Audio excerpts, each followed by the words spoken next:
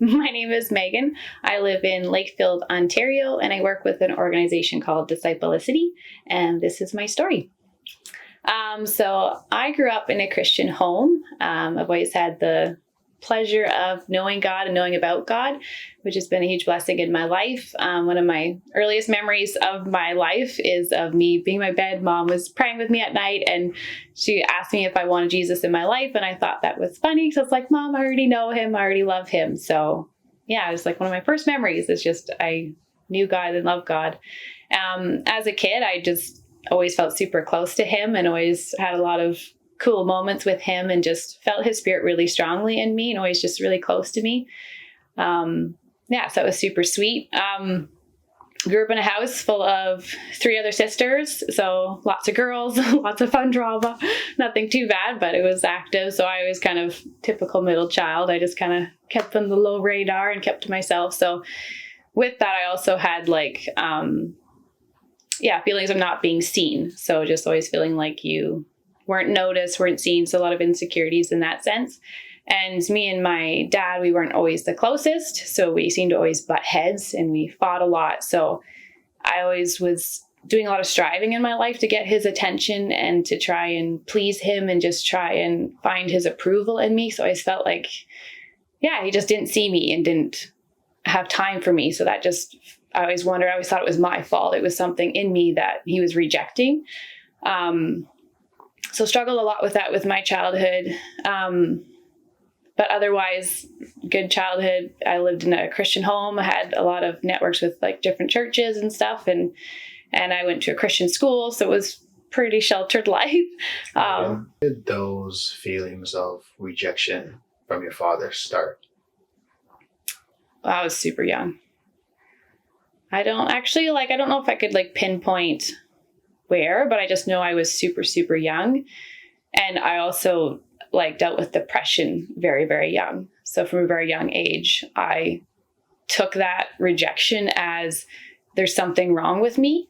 And then also had a lot of feelings of wanting to die, even at a super young age of I shouldn't be here. Then I was a mistake because no one wants me. There's no place for me. So carried that burden at a very young age. So went to high school, and that was a public school. So I had a whole new experience, a whole different ball game opened up to me where it was like, oh, there's some freedom here. And I still love God, but what if I try life this way? What would happen? What would really happen? And kind of growing up, I grew up too in a Brethren style church. So it was had a lot of good teachings, but it was a lot of rules, and kind of grew up with thinking God was this mean father.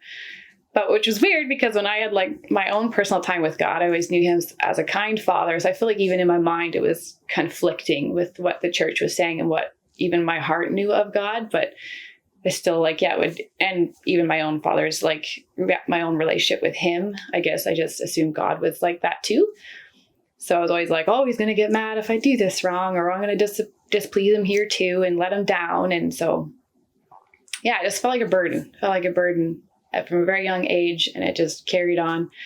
In high school, I hung out with friends. I had a pretty good time. I adjusted and didn't go too far into rebellion, but did meet a guy, and he seemed so great. And I was like, oh, this is the one for me. And at first it started off really nice. He was a really nice guy and said all the nice things. So I just, gave my heart to him, and I was like, great, you're it. And then he just started being really controlling and really started to mess with my mind, and then became the same story as what I grew up with, as you're not enough, you're letting me down, you're displeasing me, and just that constantly having to earn love and constantly having to keep his love and keep his affection, and working so hard to just please him. Cause I'm I just love him so much, and he's the best I'll ever get. And if I let him go, I'm never going to have anything as good as this. So I better work really hard. And I know I'm really hard to love. So this is just normal. And I'm lucky he's even taking me. So just keep pushing and keep working for this. So I just came to the perfect storm with the perfect insecurity for this kind of person who would take advantage of that. So he messed with my head a lot. And I dated him for 3 years. At the end, it was getting pretty bad. So through that period too, like I tried to love God. I tried to like stay in relationship with him, but this guy was so controlling. So he took a lot of my attention and demanded a lot of me. So with just day by day of doing that, I kind of just slowly slipped away from having like that conversations with God and just even looking towards God. So like near the end, I did ask God for help, but I like hardly knew him at that point. But I still knew, I was like, God, I'm so like stuck and I feel like I'm dying and this can't be love. Like this is awful. And I'm just constantly trying to please this person who's constantly telling me how I'm a screw up and just a whole bunch of really not nice names. And I was just constantly at his mercy. So I was just like, I want out, but I don't want out, but I know I need out because I want to live. And I don't think I'm going to be able to live if I keep doing this. So God did, he intervened and we just broke up. We broke up a lot, but this time it was just like, God just gave me the strength to just actually walk away and actually just say like, no, I'm done. And then it was a super lonely couple of years and really hard years. And I struggled a lot. But through that, like it was kind of in the in-between of when I did the final breakup, I like had asked, because I didn't really feel God anymore. And I was like, this doesn't feel right. Like I've never felt that before in my life where I couldn't feel his spirit. And I was like, oh, like this is so lonely. This is so scary. And I just remember thinking in my mind, like, no, God, I know you're real and I won't settle for this. Like, I know you're alive. I know you're real. I know I can't feel you right now, but I'm going to read your word until you come back, like until you're there again, because you are my life. So, Wow. so I just like pushed through, and luckily God's really kind because he didn't make me work too hard for it. But I myself would have made me work harder. But it was only, I think, a couple of days of me like reading the Bible and like being super like, I'm in it, even though I don't feel you, like I'm here and I'm going to push through, and being nice and dramatic. So, and then I was reading the Bible. I've never had the Bible speak to me before. I always just read it and knew it was like God's voice, but didn't understand that it could actually speak to your heart. Like he could actually speak through you and it's still like active and alive. And so he gave me this verse in Isaiah 54. So it says, for a brief moment, I abandoned you, but with deep compassion, I will bring you back.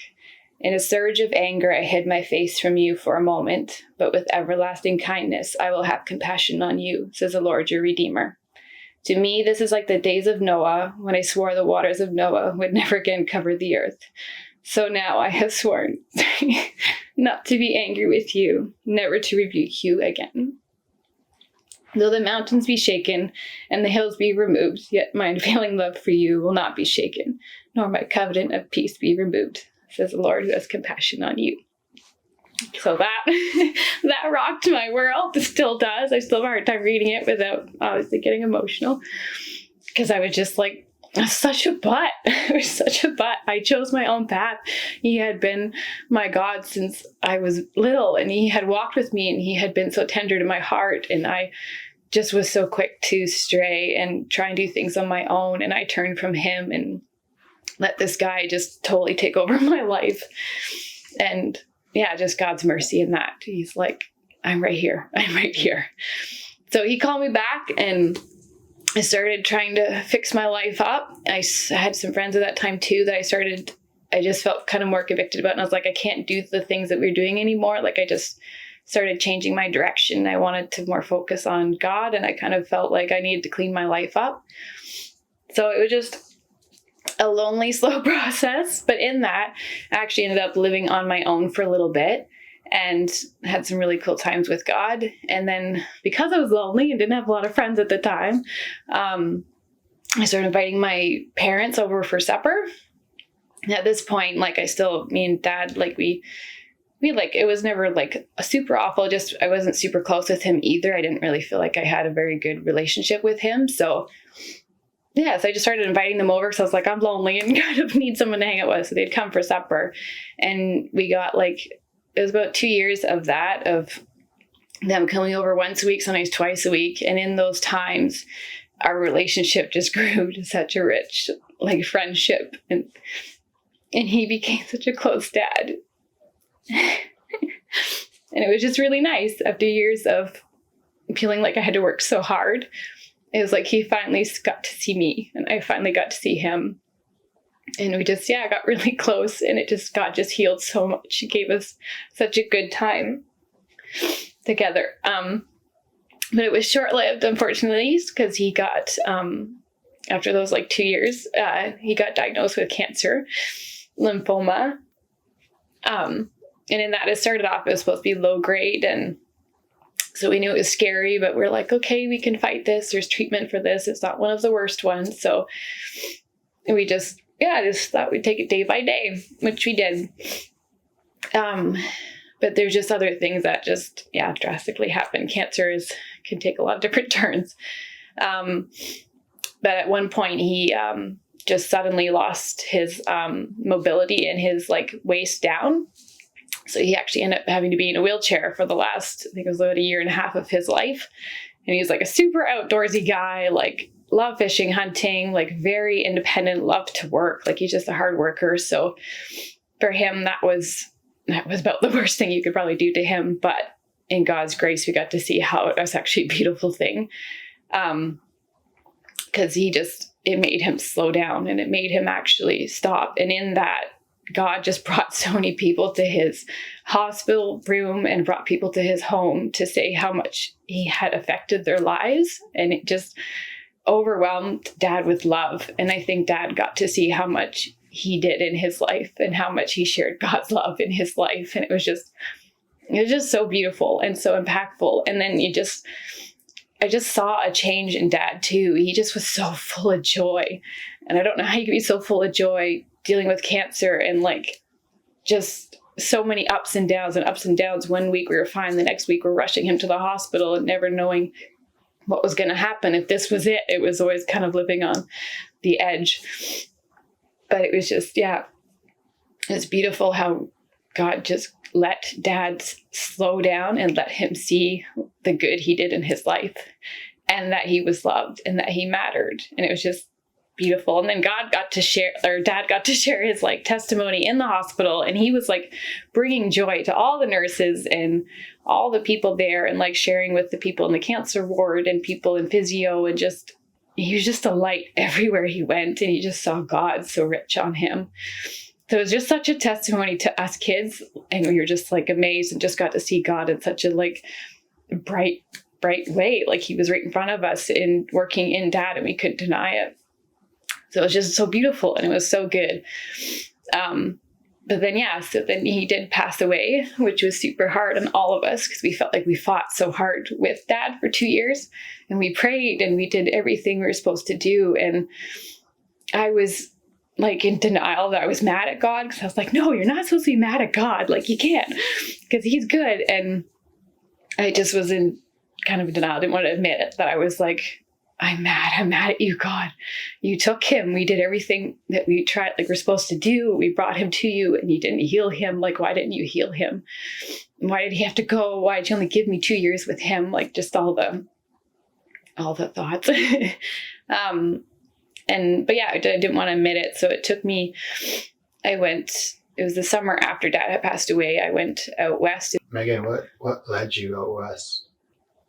Yeah. So, I have 2 older sisters. They actually live out there. So I've always been kind of drawn to out west. I went out there to visit them a couple times as a kid, and I loved it. I loved the mountains, just loved nature. And I don't know, it just felt like it was home. Somehow my heart felt home there. So I was just very drawn. So my cousins ended up moving out there too. And my one cousin just offered, he said, at the time I was working with the school board, and he's like, you have your summers off, come. Because he couldn't make it back for the funeral. So he's like, come, I want to just help you. You've been through a really heavy couple of years. I just want you to come spend some time with us, and we'll go on a trip to Oregon and just do some fun stuff. So I went out for, I think it was 3 weeks or something. It was a pretty long trip. So it was nice. So that was the draw. He was trying to, help me heal. But while I was out there, it was just my family out there were just asking a lot of questions, and it just felt like it was just God was just pushing on that, that feeling that that anger that I was having, that it wasn't admitting to him. It's he could see it, and I was just no, it's not there. And he was just push. So then finally one day I just broke down, and I was like, okay, God, I'm so mad at you. I'm so mad. Why did you take Dad? Why? And then I just let it out and I just cried. And then I was like, and I just resurrendered to God. I'm like, it's like, I'm sorry, forgive me. Like, it's your life, you're good. And just kind of just left it there. I don't even know if I said anything that profound. Like, I just kind of was like, blah, like, here it is. Here's my like honesty and you take it. Like, what do you want to do with this? And then I think it was like that a couple days later, we went to like church, and I walked in like the church building, and then they had this song playing, Your Name is Victory by Elevation Worship. And it just like hit my heart after like years of just being in survival mode and just feeling so dead inside at the end. Cause when Dad passed away, like, I just feel like I just shut down emotionally. I was just toast. Like, you just go through so much with cancer stuff. It just takes everything out of you. So I was toast. So I came in just so like feeling lifeless and heavy and just sad. And then when I heard that song, like, Your Name is Victory, I just feel like God took these like paddles, like the ones they do for like, I don't know, to restart your heart. I forget what it's called right now. But I just felt like he just like put it on. It was just like, dump. And it was just like, just this new life in me just like came alive. And my heart just like restarted. And it was just like, oh God, I love you. And your name is Victory. Like, right now it looks like defeat, but you're not done. And you did have victory in his story, and you have victory in mine. So it's just like, God was like, okay, let's pick up. Let's keep going because your life's not done. So then I went home, and then I think it was like 2 or 3 years I had of like deep searching God, and it was beautiful. And God brought these really cool friends into my life, and they mentored me so much. And I just learned so much about God and his heart and his just wonder, and just got to really grow. And then I started feeling a call from God. Like, it was reading my Bible one night, and it just had this question. Like, I think I was reading about like, I think it was Noah or something that was talking about faith anyways. And I just felt like God was like, if I asked you to go, would you go? And I was like, ooh, like, that's hard, God, because I love my family. And we've just been through a loss of a father. And at the time I was living with Mom, and I felt like I was helping out so much and she needed me. But I was just in that same instant, I was just like, yes, God, I would go. Wherever you ask me to go, I'll go. And then I prayed about it for a long time. I think it was like 6 months later, like, it was a long time. And then BC just kept coming up in my head. And I was like, in my heart, I was like, God, I would really like to live there. I'd really like to go there. So then I was just like, okay, I'll try BC and see if that's where you want me to go. And then as soon as I did decide that, it was just like everything just started clicking together. The job found me, like everything found me. I didn't have to search for a thing. Like, everything literally lined up. But it was such a faith stretch for me and for my family, because they all thought I was crazy. I tried to explain to them, like, God told me I should go. And they're like, what do you mean he told you? Like, what does that mean? And I'm like, I don't know how to explain it. I just know in my heart, God told me and he asked me to go, and I need to follow him. I need to trust him. And I was leaving like a good job, and like, they're like, you're crazy. This is your career. Like, you can't even take your ECE like to BC. It won't, because it wouldn't transfer over properly. It's like, you're leaving everything, all the things you've built and your family and your friends to go chase God, who you think said to go. So to them, like, they're just like, you're crazy. You're like losing it. Like midlife crisis at a young age. I don't know. So, but anyways, it was just amazing, because as the things started falling into place, their doubt just got silenced. They were just like, we don't doubt it anymore, Meg. Like, we know God's called you, because we can't deny all of these things that are just coming together. Like, how can you say it's not God? Like, everything is just falling into place. So I was like, I told you. And it was good for me, because it was just faith growth for me. I was like, okay, I do hear you, God. And I did hear you. But then I had to do like the big move, which was excruciating. I was like, I just felt like I thought I was like ripping my heart out of my chest leaving. It was super hard. And I was like so sick for like the first couple of days. I couldn't even eat. I was like so nauseous. I was like, what did I just do? Like, I feel like I just threw my whole life upside down. Like, why did I do this? But then it was just awesome. Like, God just put these cool people into my life, and just, I don't know, just gave me so much joy there. And I had so much fun. And then there ended up being cool, like different things that happened while I was out there. And I got to actually help someone who lost her father all of a sudden, and just got to use my real life struggles and got to share that, or help them through what they were going through too. So that was a cool, just little like loop in there. I lived out there for 3 years and just grew a lot, did admin work. And I was like, what am I ever going to do with admin stuff? Like, this is a waste of time. It's just, I guess, a job to make money. But then I guess it was last January. I'm trying to remember all the timelines, but I had 2 dreams from God, and it was back to back. I've never had it before like this, or had it since. And it was just like this hotel trolley cart thing. And I had all these bags on it, and they're all sticking out all wild. And I was trying to fit it through this door, and it just wouldn't fit. I was like shoving and shoving. It wouldn't fit through the door. So it was too much stuff. And I just felt in the dream, take off what you can't fit through the door and just take what you could fit. And I was like, okay, weird. So then when I woke up the first time, I was like, oh, that was a weird dream. And I was like, I wonder if that means something. I don't know. And then when I had the next dream back to back there, I was like, okay, God, you're trying to say something, so I better listen. So then I was like, okay, maybe I'm moving. And I asked my friends and like try to get a different advice, and just, feeling it out with people. And they're like, maybe it's just emotional. And I was like, great, it's just emotional. That must be what it is. He just wants me to deal with some emotional baggage. Like, perfect. And then I just remember sitting one time, I was just listening to worship music and just spending time with God. And then in this weird like worship set, this pastor just comes on. He's like, this is for someone moving to a new location. And as soon as he said it, it just like hit my heart. And God was just like convicting me. He's like, no, like this is a physical move. You're moving. And I was like, this sucks. But I'm like, okay. So then, and then I was left in that weird void of like, hey, where am I going? Like, what does this look like? Where are you taking me? How soon? You just have all those questions and all those anxieties. And it was just like silence from God. And I was like, oh, this is driving me crazy. Like, so much suspense. And I think it was like 4 months. Like, I'm super dramatic. I'm very impatient. So it was like 4 months later that at our church, they just had this like advertisement to go to the Yukon for a missions trip. And I was like, oh, I would love to go. Like, that's so cool. And I prayed about it, and I really felt like God was like, this is like, I want you to go here. Like, this is one of the doors, or like a door I want you to go through. So I was like, okay. So I applied for it, and it's a huge church. So I'm like, there's no way I'm getting in. Like, everyone will apply for it. And then like I got in right away. It was just such a smooth ride, and it was just such a huge stretch for me. But when I was there, like, I just felt God work through me so like smoothly and so like easily. And I was like, I've never experienced that before. And I was like, God, like, this is so cool. And like, maybe I'm made for this. Like, maybe I actually could work in ministry. Maybe I actually could do this with my life. So I'm so used to just not really hiding my faith, but not really living it out boldly either. Like, it was just kind of my faith. And I was like, oh, this is a chance where I get to actually share it and share you. And I actually am enjoying this. And this feels like I'm coming into who I am.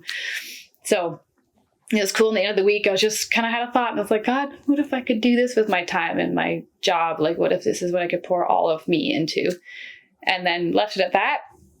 Came back, and I think it was like a week or two after, I had my friends from Ontario call, and they're like, hey, like, how are you going? And they've been walking me through the journey of like moving and stuff and not knowing what that looked like. And they're like, well, hey, like, we have this friend in Ontario that needs an admin. And like, would you consider talking to him? And I was at this point like, no, like, God's going to probably take me to like Africa, like somewhere dramatic, somewhere far, somewhere super, great. I just felt like it was such a bigger thing coming. But then I felt kind of the nudge, the little like Holy Spirit nudge of like, just give him a try, like, just talk it over. And I was like, okay, but I just feel like I'm really going to let you down, like let the guy down. Like, this is just going to waste his time. He needs to find admin, and I'm just wasting his time. So then I was like, well, whatever. So we set up the meeting. And then within the first couple of minutes of like talking to him, I just felt God's joy and just this, like, this is where I want you to be. So I was just like, wow, okay, I'm going back to Ontario. And it's like, where I'm going back to is only an hour from where I grew up. So I'm like, okay, like, I'm going back to what I left 3 years ago. And then I also had like the feeling of like, my whole world is closing in. Like, I am going to go back there, and that's the end of my adventure. And wow, I lived a good life, like, of exploring BC, and that was as far as I'll go. And like, just was like, okay, but it was still like, God, this is your life. Where you want me, I go, and I'll just serve you where you have me. So I moved up packed up my life, moved home. And then, within like the first week of joining this crew, found out that I get to travel, which was so exciting. And then learned like, yeah, just what I actually stepped into, and learned that I was like going to be on the street sharing about Jesus, and I'm an introvert. So that was my worst nightmare. So like all these things that I just was like, I walked in so blind, which was a blessing. I probably would have been like, oh, that's not for me. Like I would have disqualified myself. So it's been a really fun adventure, just taking this job day by day and just trusting God day by day, and just seeing him actually unravel me in a really cool way, that these things that I don't even know that's in me, that he's put in me, and just how his Holy Spirit's working already in my life that I haven't even really noticed. He's like, I've been there the whole time. And like, you've got this because I'm in you, because I've got this. And it's just been wild and fun. And I'm just more in love with him than I've ever been. And it's just wild and awesome. He's great. Give him a chance. Yeah. Yeah. Meghan, if you had one thing to tell to the viewers, what would it be? One thing. The thing that comes to mind is just like, we just grew up thinking, or like it's just a common thing, that God just wants to give you rules and just tell you what not to do, what to do, because he's just bossy or likes things his way. But it's just, he loves you and he wants the best for you, and he wants to give you a life that's abundant and full. And when he corrects you, it's actually because he sees it's leading to something that could hurt you, and he doesn't want you to hurt, or he knows that you have something in you, like with me, and he's like, I'm going to give you this opportunity. You don't think you can do it, but I'm actually know you better than you know you. And I'm actually going to raise you up and show you, like, yeah, with me, like you can do so much more. Like, so just, yeah, he's just not out there to tell you what you can't do. He's actually out there to give you a better life and a blessed life and a really good life. Yeah. Thank you.